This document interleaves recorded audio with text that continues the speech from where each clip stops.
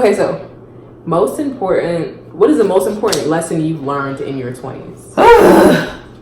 We were at a Bible study class we take for our church, FCBC. And it was about needing, ultimately what the pastor was saying to me, because he was saying, like, there's all these characters in the Bible who have just a personal relationship with God. They don't have a founding text that they use to guide them. They're going straight off of their personal interactions. And a lot of times the church disregards people's personal interactions for doctrines and theology. And I was saying, I'm really coming from that opposite end. Like, I have a lot of personal interactions with God, a lot of my own wisdom that has come through the Spirit, a lot of my own lessons that have come through my living of my life, through different people that have just come in and spoke wisdom, through some different wisdom I've gained from being, on this path. And a lot of it is not found in the Bible. I mean, it resonates to a very high degree with the truths of the Bible, right? And so that's why I still feel very comfortable calling myself a Christian or a Christian mystic. But, and so I was saying, I'm really trying to understand Christianity and ground my experiences in the tradition of Christianity. And he was saying, who said you needed to be rooted? Oof. I realized in that moment that I was saying, if I'm rooted in Christianity, then my experiences that I've had with God are now valid. Yeah. And I can talk about them in a way and in a context that makes them valid. Yeah.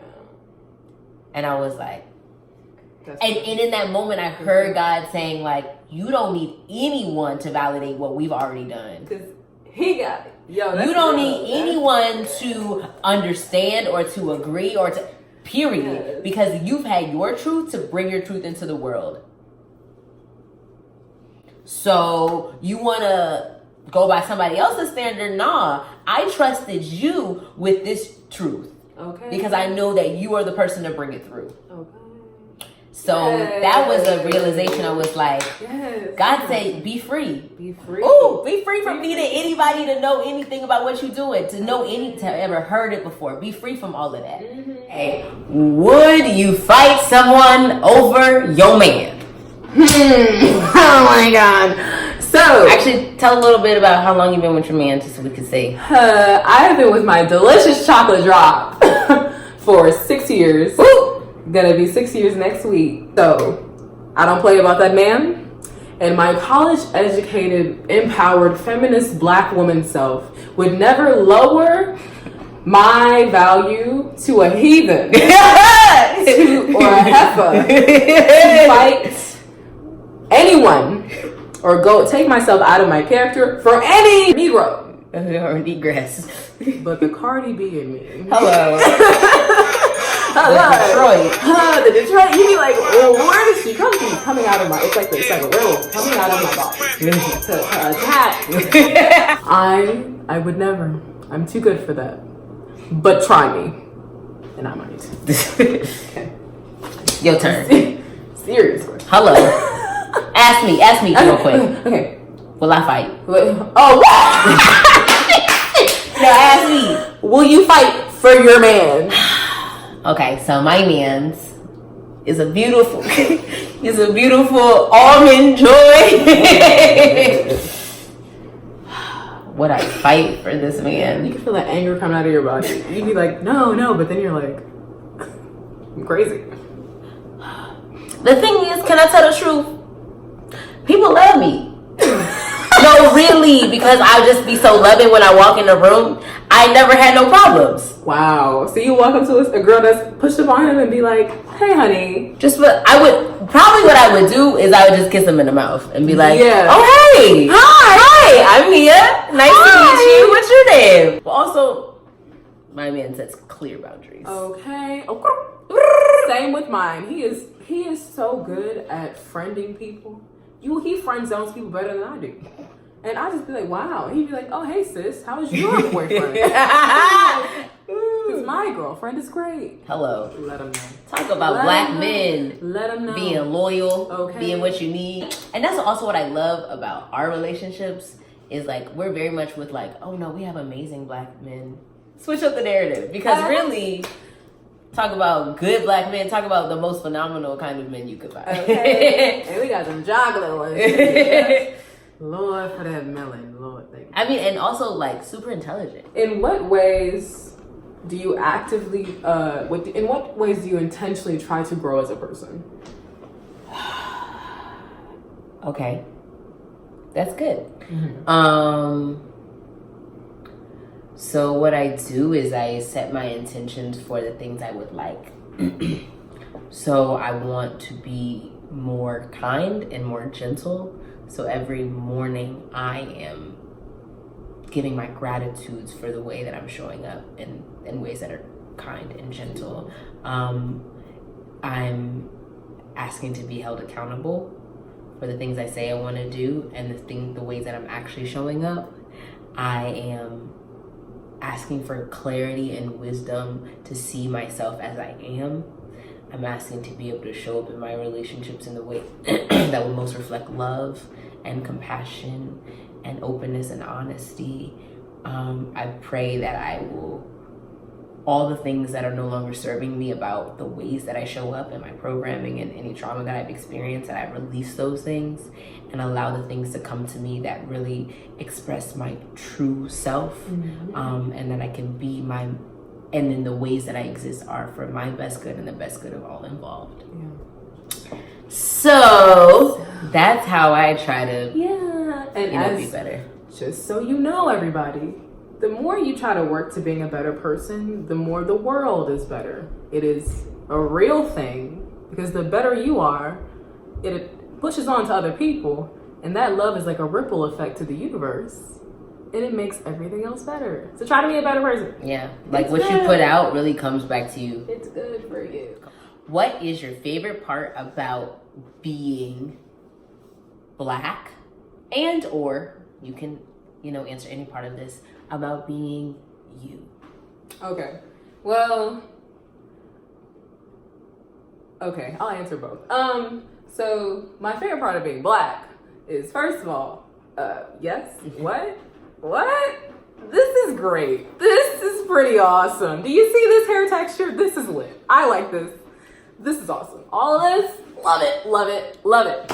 Look, y'all, it's pretty great. I've always loved it. Loved it, okay? And because I'm African, I have been blessed with a family environment and an environment in my life of celebrating my Blackness always. I know a lot of people have not been so fortunate, and that's so hard, but I'm so blessed to have my Blackness always been heavily celebrated.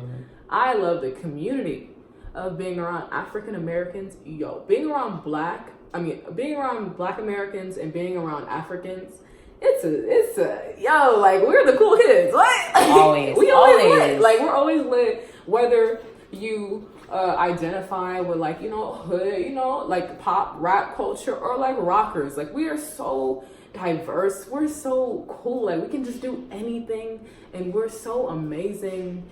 And I love our light, and it's something about us. It's like we're magical.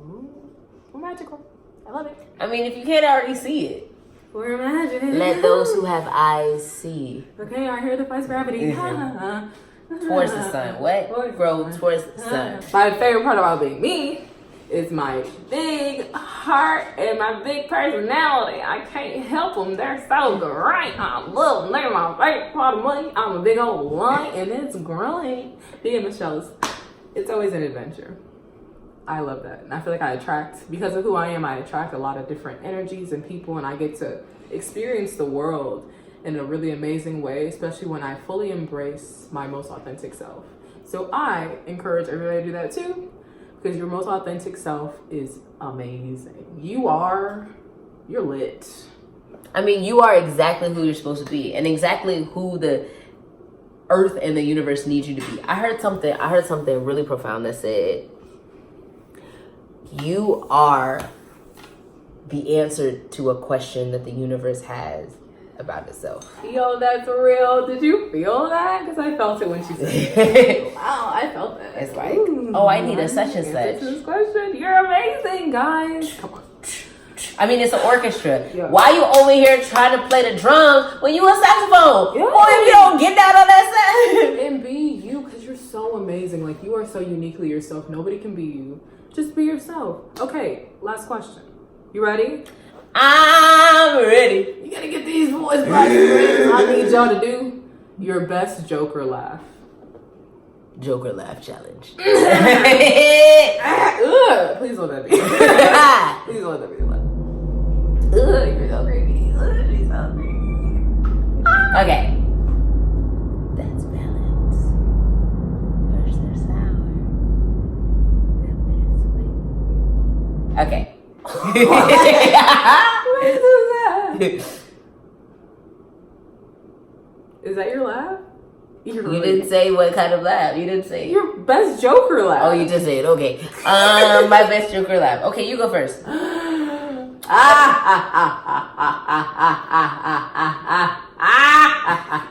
I went Jared Leto with mine. Jared Leto, very Jared Leto. I don't remember the Joker laughs, so I'm going to just hijack the question and do my best Wicked Witch of the West laugh from Wizard of Oz, because that's the only laugh I have. Okay. Well, it's not the only one. I have a lot, but you're just. Okay. I'm so disappointed. Okay, sorry. Okay. I'll get you, my pretty, and your little dog too.